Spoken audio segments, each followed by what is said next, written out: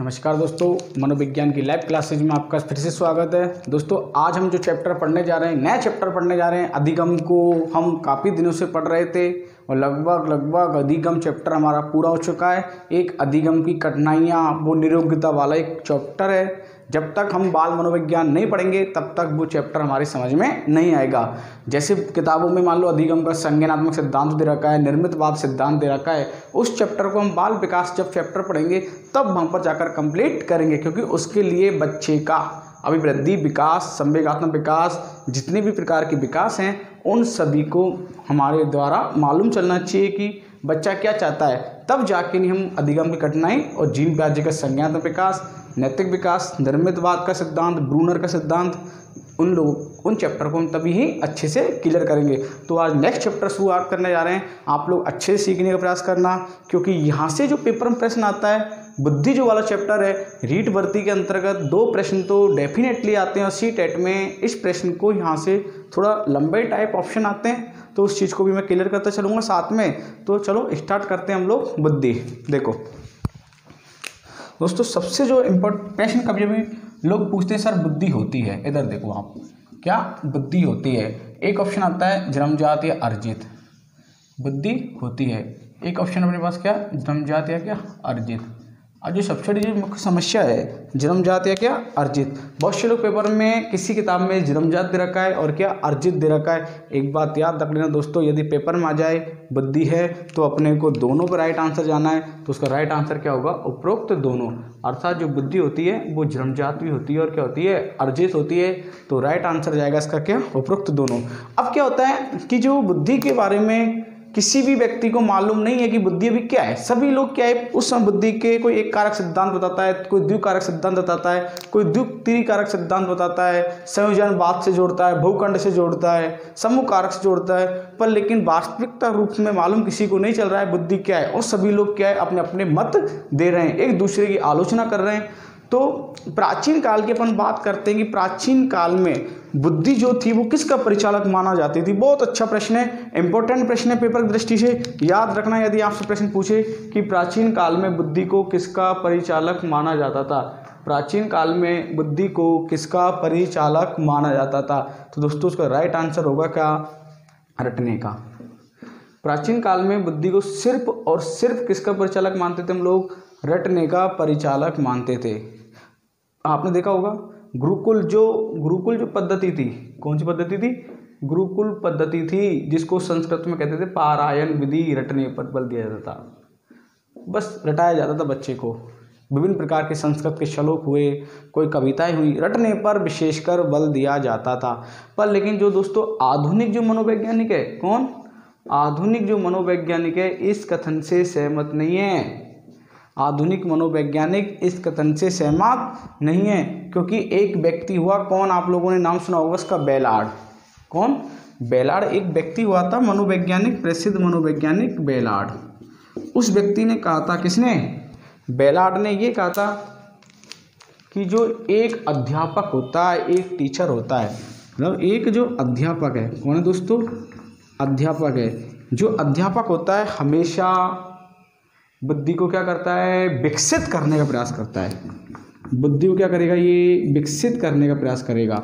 और जो एक मनोवैज्ञानिक है, कौन दोस्तों, एक कौन, मनोवैज्ञानिक है, ये हमेशा जो बुद्धि को क्या करता है, मापने का प्रयास करता है। आप लोगों ने देखा होगा बच्चे को जब अध्यापक पढ़ाता है तो सिर्फ बुद्धि का विकास करेगा, सर्वांगीण विकास करेगा। और जो मनोवैज्ञानिक है वो बच्चे का IQ नापेगा। तो एक किसी भी पर लेकिन मालूम किसी को नहीं है बुद्धि क्या है। फिर भी ये कहता है बेलार्ड की मालूम किसी को नहीं है, किसी भी व्यक्ति को मालूम नहीं है कि बुद्धि क्या है। जैसे ये इसने मनोविज्ञान में ये बात कही बेलार्ड ने, तो बेलार्ड की चुनौती को स्वीकार कर लिया दोस्तों, किसने, फ्रीमैन ने। किसने स्वीकार किया, फ्रीमैन ने। याद रखते चलना, यहाँ से प्रश्न ध्यान रखना, जरूरी नहीं है मनोवैज्ञानिक का नाम आए, प्रश्न की लैंग्वेज ऐसे ही आएगी, निम्न में से बुद्धि का कौन सा कथन नहीं है। तो जो मैं आपको पढ़ाता चल रहा हूँ आज की क्लास में यही चैप्टर होगा कि निम्न में से कौन सा कथन नहीं है, जिसको बोलते हैं एनालिसिस क्लासेज। अभी मैंने आपको अधिगम में सारी कॉन्सेप्ट क्लासेस पढ़ाई थी, अभी इसकी एनालिसिस क्लासेस बाकी हैं। पहले इस चीज़ को सीख लो आप। फ्रीमैन ने कहा, जैसे बेलार्ड ने कहा कि एक अध्यापक बुद्धि को विकसित करने का प्रयास करता है, एक मनोवैज्ञानिक बुद्धि को मापने का प्रयास करता है, लेकिन मालूम किसी को नहीं है बुद्धि क्या है। जैसे इसने कहा कि मालूम किसी को नहीं है बुद्धि क्या है, तो इसकी चुनौती को स्वीकार कर लिया किसने? फ्रीमैन ने। किसने स्वीकार किया? फ्रीमैन ने। और क्या कह दिया? बुद्धि एक जन्मजात योग्यता है। बुद्धि एक क्या है दोस्तों? जन्मजात योग्यता है। देखो आप, बुद्धि एक जन्मजात योग्यता है। जब बच्चा जन्म लेता है तभी बच्चे में बुद्धि विकसित हो जाती है। किसके अनुसार? फ्रीमैन ने। पर लेकिन दोस्तों हमने यहाँ पर चर्चा की कि बुद्धि क्या है? एक जन्मजात है और क्या है? अर्जित है। ये बिल्कुल वास्तव में सही है कि एक मान लो मैं आपको देख करके कोई वर्क कर रहा हूँ, वो भी एक प्रकार की बुद्धि है, और एक मैं मेरा अनुसार हिसाब से कर रहा हूँ, वो भी एक प्रकार की क्या है? बुद्धि है। तो बुद्धि जन्मजात होती है और क्या होती है? अर्जित होती है। बेलार्ड ने अपना काम कर दिया कि अध्यापक को मालूम भी नहीं है, सिर्फ विकसित करता जाता है बुद्धि को। एक मनोवैज्ञानिक को भी मालूम नहीं है, सिर्फ बुद्धि को मापता जाता है। और फ्रीमैन ने कहा चलो मैं आपकी चुनौती को स्वीकार करता हूँ और आपको बताता हूँ कि बुद्धि एक क्या है? जन्मजात योग्यता है। बुद्धि क्या है? एक जन्मजात योग्यता है। जैसे ही फ्रीमैन ने अपना कोटेशन दिया तो आगे एक कोटेशन और दिया मनोवैज्ञानिक ने, उसका नाम आप लोगों ने सुना होगा, स्पीयरमैन, चार्ल्स स्पीयरमैन। देखो स्पीयरमैन कहता है, अच्छे समझते चलना आप लोग, ठीक है। स्पीयरमैन कहता है कि जो बुद्धि है, क्या? चार्ल्स स्पीयरमैन कहता है कि जो बुद्धि है संश्लेषणात्मक एवं विश्लेषणात्मक की योग्यता। संश्लेषणात्मक और क्या दोस्तों? विश्लेषणात्मक की योग्यता ही क्या है? बुद्धि है। संश्लेषणात्मक एवं विश्लेषणात्मक की योग्यता है। अर्थात इसने बुद्धि के जो दो रूप बताए थे, वो बताए थे कौन सा? संश्लेषण और क्या दोस्तों? विश्लेषण। ये चीज़ हम लोग शिक्षण विधि के अंतर्गत पढ़ेंगे कि संश्लेषण क्या है, विश्लेषण क्या है, आगमन क्या है, निगमन क्या है, अंश से पूर्ण की ओर किसको कहते हैं? पूर्ण से अंश की ओर क्या कहते हैं? सिर्फ अभी ये याद रखो कि स्पीयरमैन ने कहा कि बुद्धि के जो दो रूप होते हैं वो होते हैं कौन से? संश्लेषण और कौन से? विश्लेषण। दोस्तों एक मनोवैज्ञानिक हुआ वुडवर्थ, याद रखना आप। कौन? वुडवर्थ हुआ। वुडवर्थ ने बताया, देखो एक तो व्यक्ति जो कार्य करता है, कार्य करता है, वो भी एक प्रकार की क्या है? बुद्धि है। किसके अनुसार? वुडवर्थ के अनुसार। एक अपना बालक अपनी प्रतिभा का प्रयोग करता है, याद रखना, एक बालक अपनी प्रतिभा का प्रयोग करता है, वो भी क्या है? एक प्रकार की बुद्धि है। और दोस्तों एक कोटेशन और कहा था वुडवर्थ ने, याद रखना, तीनों प्रश्न पेपर में आ जाए कि निम्न में से वुडवर्थ के अनुसार बुद्धि से संबंधित कौन सा तथ्य नहीं है। और एक बात कही थी इसने, योग्यता को प्राप्त करने की योग्यता भी बुद्धि है। योग्यता को, इस चीज को मैं क्लियर करूंगा, तीनों क्या चीज है अभी? योग्यता को प्राप्त करने की योग्यता बुद्धि है। योग्यता को प्राप्त करने की योग्यता भी क्या कहलाती है दोस्तों? बुद्धि कहलाती है। देखो प्रश्न क्या बनेगा? निम्न में से वुडवर्थ से संबंधित नहीं है। वुडवर्थ से संबंधित नहीं है, ठीक है। प्रश्न की लैंग्वेज यही होगी कि बुद्धि के संबंध में वुडवर्थ का क्या राय नहीं है। मान लो ऑप्शन दे दिया कार्य जो व्यक्ति कार्य करता है बुद्धि है, और चौथा दे दिया मान लो समायोजन की योग्यता। क्या दे दोस्तों? समायोजन की योग्यता ही क्या है? बुद्धि है। अब लोगों को मालूम ही नहीं है कि प्रश्न कैसे करना है। अब लोग ज़्यादातर क्या करते हैं? समायोजन की योग्यता बुद्धि कहलाती है, लोग इसको अच्छे से पढ़ के जाते हैं और इसको ये प्रश्न पेपर में आ चुका है। और ज़्यादातर जब इस प्रश्न का विश्लेषणात्मक किया गया, रेटिंग निकाली गई थी, तो लोगों ने क्या किसको हटाया? कार्य करता है। क्योंकि लोगों के दिमाग में आ जाता है मैकडूगल का मोटिवेशनल कोटेशन है, कार्य करना अभिप्रेरणा कहलाती है। अरे दोस्तों प्रसिद्ध मनोवैज्ञानिक वुडवर्थ ने कहा कि जो व्यक्ति कार्य कर लेता है वो क्या है? एक बुद्धि है। मैं मेरा कार्य कर रहा हूँ, वर्क कर रहा हूँ, इसका मतलब मेरे अंदर कुछ तो बुद्धि होगी। प्रतिभा का प्रयोग कर रहा हूँ, वो भी बुद्धि होगी। और योग्यता को प्राप्त करने की योग्यता, जैसे मैंने आरटेट का सर्टिफिकेट प्राप्त कर लिया, 3rd ग्रेड की भर्ती प्राप्त, समझना आप, बीए पेपर पास कर लिया, बीएड कर लिया, एमए कर लिया, पीएचडी कर लिया, एमफिल कर लिया, तो योग्यताओं को मैं ग्रहण करता जा रहा हूँ। कल मान लो मैं नेट का पेपर भी क्लियर कर चुका हूँ। तो कहने का मतलब यही चीज़ आपके पास होगी। आप लोग शिक्षक बनने जा रहे हो, आप शिक्षक बनने की योग्यता को भी आपने ग्रहण कर लिया है, तो एक प्रकार की क्या कहलाएगी, बुद्धि कहलाएगी। किसके अनुसार, वुडवर्थ के अनुसार। याद रखना निम्न में से कौन सा नहीं है, तो तीनों आप लोग पढ़ के जाओगे। और स्पीयरमैन ने क्या बताया, विश्लेषणात्मक और क्या दोस्तों, संश्लेषणात्मक योग्यता क्या कहलाती है, बुद्धि कहलाती है। अब जो अपन नेक्स्ट पढ़ने जा रहे हैं दोस्तों वो है अल्फ्रेड बिने का। याद रखना बहुत इंपॉर्टेंट प्रश्न है अपने आप में अल्फ्रेड बिने। देखो इसी प्रकार से अल्फ्रेड बिने का भी पेपर में प्रश्न आ सकता है कि अल्फ्रेड बिने से संबंधित बुद्धि का क्या मत नहीं है। देखो सबसे पहली इंपॉर्टेंट बात होती है अल्फ्रेड बिने ने क्या कहा था। अल्फ्रेड बिने ने क्या कहा था, अल्फ्रेड जो बिने ने बताया कि एक तो क्या, उद्देश्य प्राप्ति, क्या दोस्तों, उद्देश्य प्राप्ति, ठीक है, आत्मविवेचन की शक्ति, उद्देश्य प्राप्ति, आत्मविवेचन की शक्ति और निर्णय लेने की क्षमता ही बुद्धि कहलाती है। तीन तत्वों पर तो इधर जोर दिया है, निर्णय लेने की क्षमता। किसी उद्देश्य को शिक्षक बनने जा रहे हो आप, उसके लिए आप मेहनत करते हो, वो भी एक प्रकार की बुद्धि है। आत्मविवेचन कि यार मेरे को कितना पढ़ना है, मनोविज्ञान की क्लास लेनी है या नहीं लेनी है, शिक्षण विधि पढ़ना है या नहीं पढ़ना है, इस चैप्टर को छोड़ना है, इसको ज़्यादा पढ़ना है, आत्मविवेचन शक्ति। और दोस्तों लास्ट में निर्णय लेना कि किस पुस्तक के माध्यम से पढ़ना है, वो एक प्रकार की क्या कहलाती है, बुद्धि कहलाती है। किसके अनुसार, अल्फ्रेड बिने ने। पर दोस्तों एक इंपॉर्टेंट प्रश्न बनता है अल्फ्रेड बिने का, आप लोग पढ़ के जाना कि अल्फ्रेड बिने ने बुद्धि के कितने आयाम बताए हैं। अल्फ्रेड बिने ने बुद्धि के जो आयाम हैं, अल्फ्रेड बिने ने जो बुद्धि के जो आयाम हैं वो कितने प्रकार के बताएं। तो दोस्तों राइट आंसर जाएगा कितने, 4 प्रकार के। कितने प्रकार के जाएंगे दोस्तों, 4 प्रकार के। आपको याद है कि अल्फ्रेड बिने ने जो बुद्धि का आयाम बताए थे वो कौन कौन से बताए थे, बोलो दोस्तों, क्या नाम है। एक का नाम ज्ञान, एक का नाम कौन सा, आविष्कार। देखो ज्ञान हो गया, आविष्कार हो गया, निर्देश और आलोचना। याद रख के जाना, निर्देश और क्या, आलोचना। देखो अल्फ्रेड बिने ने जो बुद्धि के जो आयाम बताए थे वो 4 बताए थे। आयाम, ज्ञान, आयाम बताए थे 4, ज्ञान, आविष्कार, निर्देश, आलोचना। पेपर में आ जाए निम्न में से अल्फ्रेड बिने का संबंधित कौन सा नहीं है। पर लेकिन दोस्तों एक याद रखना, बुद्धि हमेशा ज्ञान नहीं होती। प्रश्न आ जाए निम्न में से क्या बुद्धि ज्ञानात्मक होती है क्या, बुद्धि ज्ञानात्मक होती है क्या। आपने कोई ज्ञान ग्रहण कर लिया तो क्या वो बुद्धि है क्या, नहीं है दोस्तों। सिर्फ उस बुद्धि का ज्ञानात्मकता के साथ संबंध है, बुद्धि हमेशा ज्ञानात्मक नहीं होती है। यही प्रश्न करना है, बुद्धि ज्ञानात्मक नहीं होती है।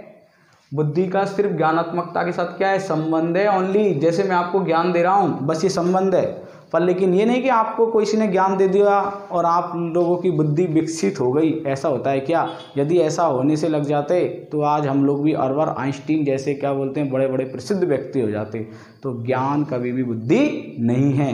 ये चीज़ मैं आपको 3-4 प्रश्न बताऊंगा, आपको याद करके जाना है कि निम्न में से कौन सा नहीं है। अभी फिलहाल में सिर्फ इतना सीख लो कि बुद्धि हमेशा कोई भी ज्ञानात्मक नहीं होती, सिर्फ बुद्धि का ज्ञानात्मकता के साथ क्या होता है, संबंध होता है। अल्फ्रेड बिने ने बुद्धि की परिभाषा क्या बताई, उद्देश्य प्राप्ति, आत्मविवेचन शक्ति और निर्णय लेने की क्षमता क्या कहलाती है, बुद्धि कहलाती है। बुद्धि के 4 तत्व बताए थे, ज्ञान मतलब ज्ञान है, संबंध है, बुद्धि और आविष्कार आप लोग कर रहे हो वो भी एक प्रकार की आपकी बुद्धि है। निर्देश देना किसी को सोच समझ के नहीं, और दोस्तों किसी की आलोचना करना, आलोचना ऐसे ही नहीं कर सकते हो आप, ठीक है, कि यार ये ऐसा नहीं है।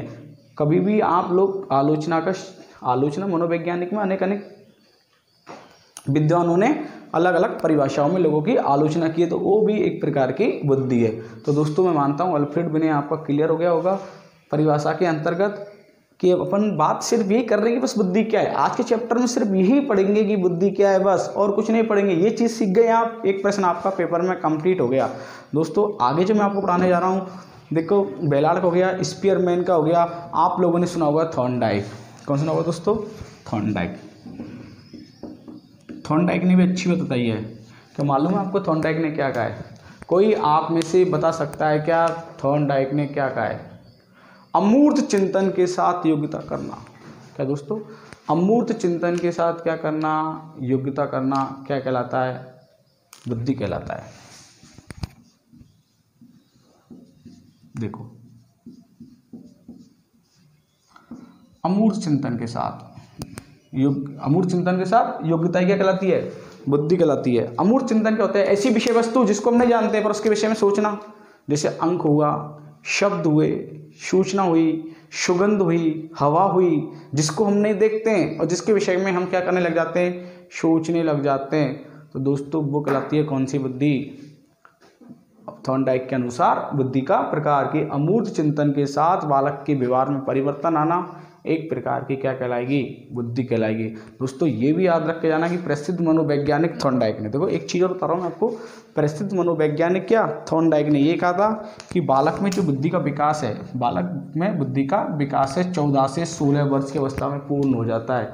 14 से 16 वर्ष की अवस्था में पूर्ण हो जाता है बालिकाओं में। क्या दोस्तों, बालिकाओं में, इंपॉर्टेंट प्रश्न याद रख जाना, बालिकाओं में सबसे पहले बुद्धि का विकास होता है। बालिकाओं में सबसे पहले बुद्धि का विकास होता है, बालिकाओं में 14 वर्ष तक हो जाता है। नहीं, याद रखना है इस चीज़ को, प्रश्न को आप अच्छे से पढ़ के जाना।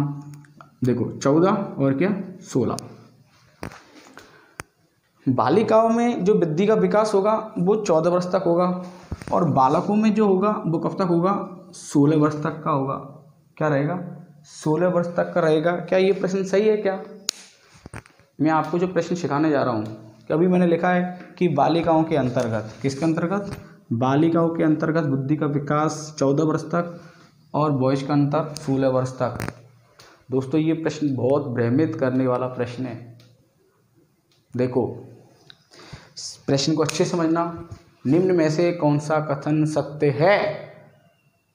एक बात याद रखना, बुद्धि का विकास 14, इसमें यहाँ पर मैं क्लियर कर रहा हूँ, आपको अच्छे समझना कि बुद्धि का जो विकास है वो 14 से 16 वर्ष की अवस्था में पूरा हो रहा है। एक तो बुद्धि का विकास 14 से 16 वर्ष की अवस्था में पूर्ण हो रहा है। दूसरा, बालक या बालिकाओं में, बालक या बालिकाओं में सबसे ज़्यादा जो बुद्धि का विकास होता है वो किसमें होता है, तो राइट आंसर आएगा दोस्तों क्या, बालिकाओं में। किसमें, बालिकाओं में। अब प्रश्न की लैंग्वेज ये बनती है कि बालक में विकास 14 वर्ष तक हो गया, बालिकाओं में 16 वर्ष तक होगा।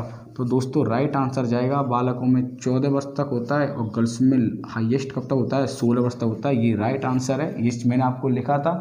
सिर्फ ये आपसे आता है या नहीं, ये चीज़ अपने को तीनों पॉइंट याद करके जाना है कि बालक और बालिकाओं में विकास 14 से 16 वर्ष की अवस्था में हो जाता है। बालकों की अपेक्षा बालिकाओं में बुद्धि का विकास और अधिक आयु तक होता है। बालकों में जो बुद्धि का विकास है वो 14 वर्ष तक रुक जाता है और उसके बाद गर्ल्स में जो विकास होता है वो क्या होता है, 16 वर्ष तक होता है। दोस्तों थॉर्नडाइक से जब पूछा गया कि आपने ऐसे कैसे कह दिया, आपने इस आधार पर कैसे कह दिया कि बालक बालिकाओं का विकास, इसके बाद क्या बुद्धि का विकास नहीं होगा क्या अब हम लोगों की एज 18, 20, 22, 25 साल हो गई है, क्या बुद्धि का विकास नहीं होगा? क्या नहीं होगा दोस्तों, नहीं होगा।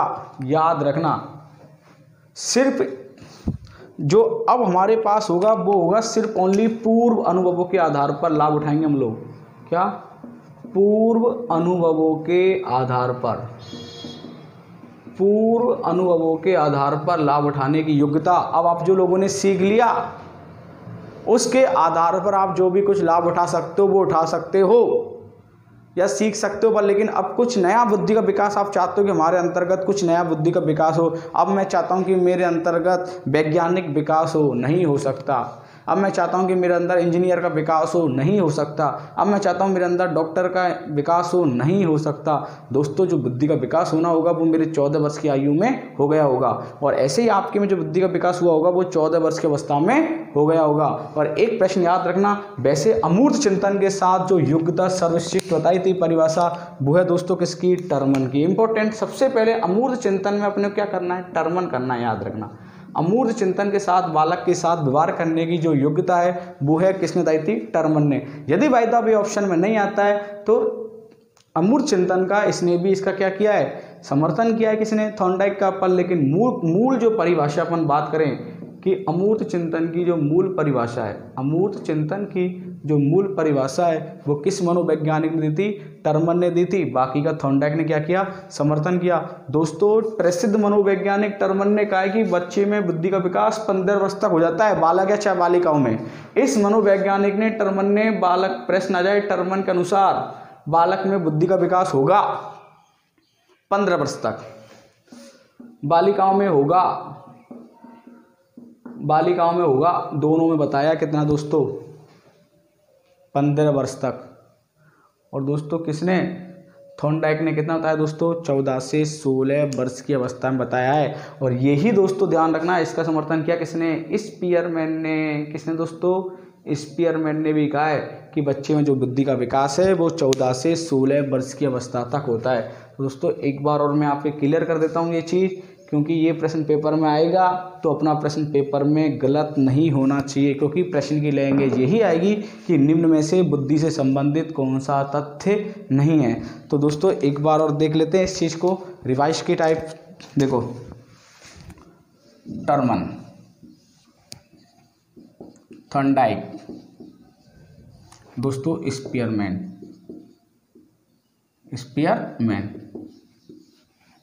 मुख्य परिभाषा, अमूर्त चिंतन के साथ योग्यता। अमूर्त चिंतन के साथ व्यवहार करने की योग्यता क्या कहलाती है? अमूर्त चिंतन याद कर लो, टर्मन लगा के आना है बस। टर्मन नहीं आ रहा है फिर क्या करेंगे? थॉर्नडाइक। बच्चे में, बालक या बालिका में बुद्धि का विकास, चाहे बॉयज का पूछा है चाहे गर्ल्स का पूछा है, दोनों इसके अनुसार 15 वर्ष तक हो जाता है। थॉर्नडाइक के अनुसार 14 से 16 वर्ष तक का। ये किसमें? बॉयज में। ये किसमें? गर्ल्स में। अरे गर्ल्स में 2 साल तक ज़्यादा होगा, समझिए आप लोग। बालकों में 2 साल पहले ही रुक जाएगा। तभी जब बच्चे जब शादी करते हैं ना, तो लड़की हमेशा 2 साल छोटी लेके आते हैं, क्योंकि दोनों के अंतर्गत संतुलन क्या रहे? बराबर रहे। जब भी तो कहते हैं कि यदि मान लो लड़के की एज कितनी है 24 और लड़की की कितनी है 22, ठीक है, ये समझने का प्रयास करना जो मैं आपको सिखा रहा हूँ, क्योंकि इसमें बुद्धि का विकास 2 साल पहले क्या है? बच्चे से ज़्यादा हो रहा है। जब लड़की की, यदि जब लड़के लड़की की शादी करते हैं तो हमेशा परिवार वाले लड़की हमेशा 2 या 3 साल या 1 साल छोटी लेके आते हैं, क्योंकि बुद्धि का अनुपात बिल्कुल क्या रहे? परिवार में बराबर रहे, किसी प्रकार का झगड़ा नहीं रहे। यदि मान लो किसी की शादी लड़की की एज ज़्यादा हो तो उस परिवार का क्या होगा? लोग ऐसा कहते हैं, पर लेकिन ऐसा कुछ नहीं है। ये तो थॉर्नडाइक बताता है लोगों की स्थिति, इस मानसिक स्थिति इस प्रकार से है। दोस्तों स्पीयरमैन ने भी बालक में और बालिकाओं में बुद्धि का विकास कब तक बताया है? 14 से 16 वर्ष की अवस्था तक बताया है।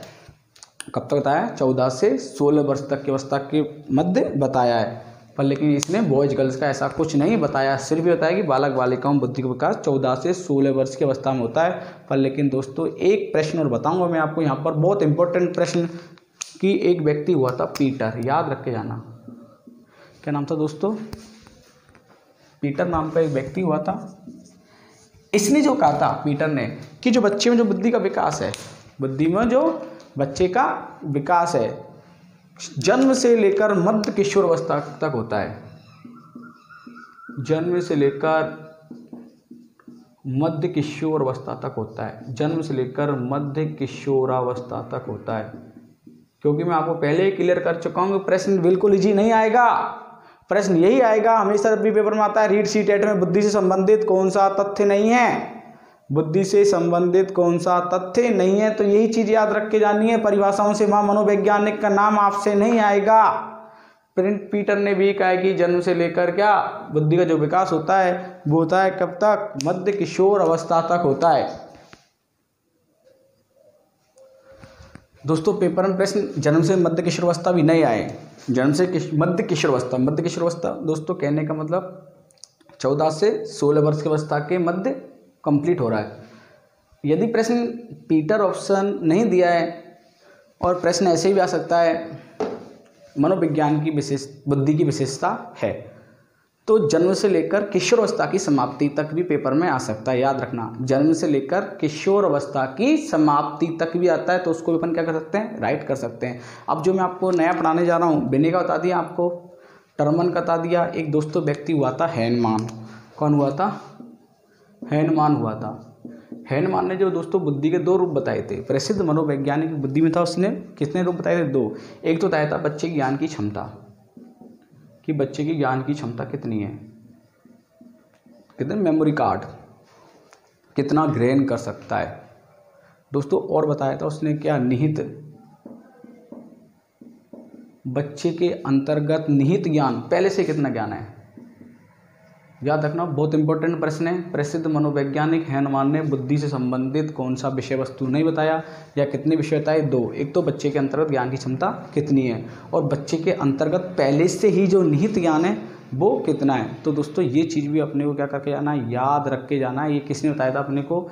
हैनमान ने बताया था दोस्तों। अब जो अपन बात करने जा रहे हैं, एक कोटेशन है इम्पोर्टेंट बुद्धि का सर्वश्रेष्ठ जो कोटेशन है वो किस मनोवैज्ञानिक ने दिया? प्रश्न आ जाए आपसे, बुद्धि का सर्वश्रेष्ठ जो कोटेशन है वो किसने दिया था? दोस्तों उसका आंसर है गेट्स। क्या?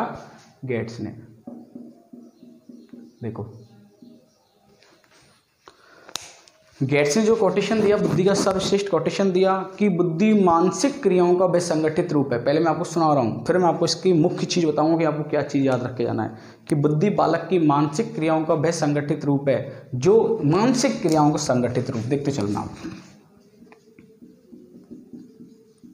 मानसिक क्रियाओं का एक, इसके अनुसार देखो परिभाषा, प्रश्न आ सकता है निम्न में से कौन सा नहीं है? मानसिक क्रियाओं का एक क्या हो गया दोस्तों? संगठित रूप हो गया। किसके अनुसार? गेट्स के अनुसार। अब जो दूसरी बात करने जा रहे हैं अपन, मानसिक क्रियाओं का वह संगठित रूप है जो अधिगम के तत्वों को, किसके तत्वों को? इसने क्या क्या चीज बताई अपनी परिभाषा में? देखो, अधिगम के तत्वों को, जो अधिगम के तत्व कैसे हो सकते हैं? सूक्ष्म भी हो सकते हैं और विस्तृत भी हो सकते हैं। एक तो बारीकता के साथ अध्ययन करना और एक क्या, विस्तार के साथ अध्ययन करना। और एक व्यक्ति अधिगम के तथ्यों, सूक्ष्म एवं विस्तृत तथ्यों की, जो तथ्य होते हैं उन तथ्यों की शुद्धता हेतु क्या चीज पढ़ रहा है, शुद्ध है या नहीं है, शुद्धता हेतु मानसिक प्रशिक्षण पर नियंत्रण हेतु, मानसिक प्रशिक्षण पर नियंत्रण हेतु। देखो, मानसिक क्रियाओं का एक संगठित रूप बताया गया है, अधिगम के सूक्ष्म विस्तृत तत्वों की सजगता बताई है, शुद्धता पर नियंत्रण बताया गया है, मानसिक प्रशिक्षण पर क्या बताया है इसने, नियंत्रण बताया है। और दोस्तों एक नई समझदारी,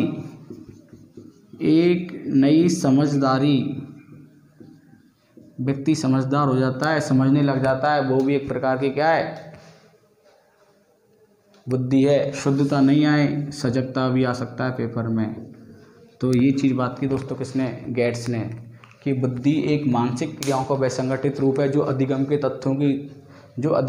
तथ्यों की शुद्धता, सूक्ष्म एवं विस्तृत तथ्यों की शुद्धता, सजगता, मानसिक प्रशिक्षण हेतु एक नई समझदारी, और दोस्तों समाज के साथ अपने आप को स्थापित करना, समाज के साथ अपने आप को स्थापित करना, समाज के साथ अपने आप को क्या करना, स्थापित करना, अपने आप को क्या करना दोस्तों, स्थापित करना, क्या कहलाती है, बुद्धि कहलाती है। तो इतने तत्वों की चर्चा की है, और ज़्यादा दोस्तों सबसे इम्पोर्टेंट कोटेशन पेपर में आपका यही बनेगा, कौन सा, गेट्स का, कि बुद्धि मानसिक क्रियाओं को वह संगठित रूप है जो अधिगम के तथ्यों की सजगता, शुद्धता, सूक्ष्म विस्तृत ज्ञान, नई समझदारीपन, समाज के साथ अपने आप को ढालना, मानसिक प्रशिक्षण पर नियंत्रण हेतु। ये दोस्तों गेट्स ने अपने कोटेशन में चर्चा की है। स्क्रीनशॉट ले लेना, कैसा भी पढ़ के चले जाना, यदि आंसर आए तो लगाना, अपने को क्या लगाना दोस्तों, गेट्स लगाना है। ये चीज़ आप लोग अच्छे से याद रख के जाना। वुडवर्थ हो गया दोस्तों, बेलार्ड का हो गया, बिने का पढ़ लिया, टर्मन का पढ़ लिया, स्पीयरमैन का पढ़ लिया, अल्फ्रेड बिने का पढ़ लिया। भावात्मक विचारों के साथ, प्रश्न की लैंग्वेज ऐसे भी आई हुई है कि भावात्मक विचारों के साथ किसी के हाव भावों को भी पहचानना बुद्धि कहलाती है। अच्छा प्रश्न है। मैंने आपको पहले भी अधिगम में बताया कि अधिगम 3 प्रकार का होता है, ज्ञानात्मक, भावात्मक और क्या, क्रियात्मक। किसी के हाव भावों को भी पहचानना, अध्यापक आया हुआ उसके चेहरे को देखना, घर पर व्यक्ति कैसा हुआ उसके चेहरे को देखना। तो दोस्तों भावात्मक विचारों के साथ योग्यता करना बुद्धि कहलाती है। किस मनोवैज्ञानिक ने कहा, टर्मन ने। किसने कहा, किसी के हाव भावों को पहचानना भी एक प्रकार की दोस्तों क्या है, बुद्धि है। तो ये बुद्धि की परिभाषा हुई। अब जो मैं आपको बताने जा रहा हूँ उस चीज़ को भी आप लोग अच्छे से पढ़ना कि बुद्धि क्या है। दोस्तों एक मनोवैज्ञानिक हुआ था बंकिंगम, आप लोगों ने कभी नाम सुना उसका, बंकिंगम का। देखो बहुत इंपॉर्टेंट प्रश्न है, लोग पेपर में गलत करके आते हैं। प्रश्न की लैंग्वेज आती है अधिगम की योग्यता। क्या दोस्तों, अधिगम की जो योग्यता है वो क्या कहलाती है, बुद्धि कहलाती है। किसके अनुसार, बंकिंगम के अनुसार। दोस्तों याद रखना अधिगम से संबंधित जितने भी कोटेशन आते हैं वो स्किनर के आते हैं ऐसे कि अधिगम की योग्यता व्यक्तित्व है, अधिगम की योग्यता समायोजन है, स्किनर पर। लेकिन यहाँ पर जो बुद्धि का कोटेशन है, यहाँ पर जो क्या बुद्धि का कोटेशन है वो किसने दिया दोस्तों, बंकिंगम ने दिया। याद रख जाना कि अधिगम की योग्यता है बुद्धि है, किसने कहा था, बंकिंगम ने कहा था। अब इन परिभाषाओं को दोस्तों हम 3 क्षेत्रों में बांट लेते हैं। इन परिभाषाओं को हम क्या 3 क्षेत्रों में बांट लेते हैं। देखो पेपर में यदि प्रश्न आ जाए आपसे कि सीखने का है, किसका दोस्तों, सीखने का है, ठीक है। आप लोगों से यदि प्रश्न आ जाए सीखने का है, अमूर्त का है, समायोजन का है, बुद्धि तो है पर लेकिन प्रश्न ऐसे आ जाए कि अमूर्त चिंतन के साथ योग्यता, जैसे मैं अब आपके सामने बता रहा हूँ इसको सीखना आप लोग, कि बुद्धि की परिभाषा को 3 क्षेत्रों में डिवाइडेड कर रहे हैं हम लोग। कितने क्षेत्रों में डिवाइडेड कर रहे हैं दोस्तों, 3 क्षेत्रों में डिवाइडेड करने। एक तो लिख दिया हमने यहाँ पर सीखने की योग्यता, क्या लिख दिया दोस्तों, सीखने की योग्यता। एक लिख रहा हूँ दोस्तों मैं अमूर्त चिंतन की योग्यता, अमूर्त चिंतन की योग्यता।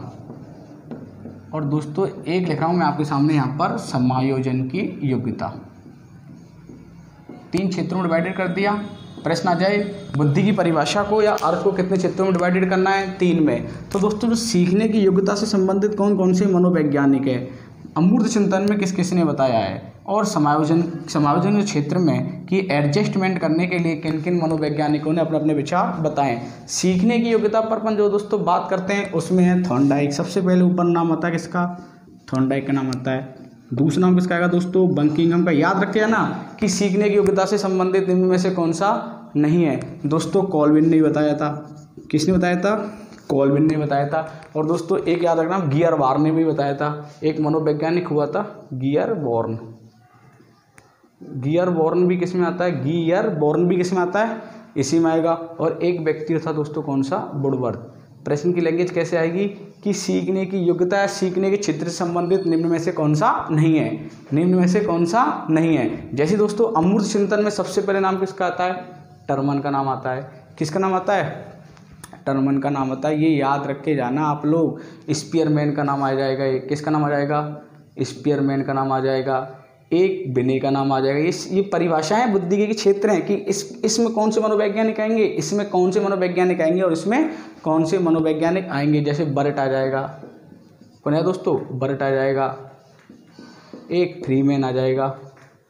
तो ये किसके अंतर्गत आएंगे, अमूर्त चिंतन के साथ। अब दोस्तों जो समायोजन की हम लोग बात करने जा रहे हैं, किसकी बात करने जा रहे हैं, समायोजन की जब बात करने जा रहे हैं, इसमें दोस्तों बर्ट इसमें भी आता है।